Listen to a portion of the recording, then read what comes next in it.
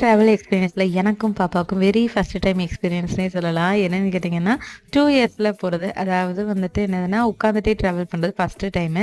எப்பொழுதுமே ஸ்லீப்பரில் தான் போவோம். ஸோ அது கொஞ்சம் வந்து கண்ட்ரோல் பண்ணுறது அவளுக்கு கொஞ்சம் ஈஸியாக இருக்கும். நம்ம சைடு வந்துட்டு ஜன்னலில் காட்டி அவளை வந்து டைவர்ட் பண்ணிடுவோம்.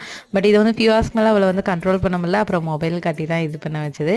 இறங்கினோடனே second experience local bus travel. இது வந்துட்டு ஏன் நான் இவ்வளோ எக்ஸாக்ரேட் பண்ணி சொல்லியிருக்கேன்னு பார்த்தீங்கன்னா, கேரளாவில் வந்துட்டு நாங்கள் பண்ணுற ஃபஸ்ட்டு லோக்கல் பஸ் ட்ராவல். எப்பொழுதுமே மெட்ரோ, ட்ரெயின், ஆட்டோ இதில் தான். நம்ம ஊர்லலாம் கண்டக்டர் விசில் அடிப்பாங்கல்ல, இங்கே பார்த்தீங்கன்னா ஒரு கயிறு மாதிரி பெல்லை கனெக்ட் பண்ணியிருக்காங்க. அதை பிடிச்சி எடுத்தாங்கன்னா அந்த பெல் சவுண்டு தான் இங்கே வந்து ஸ்டாப் பண்ணுறதுக்கு.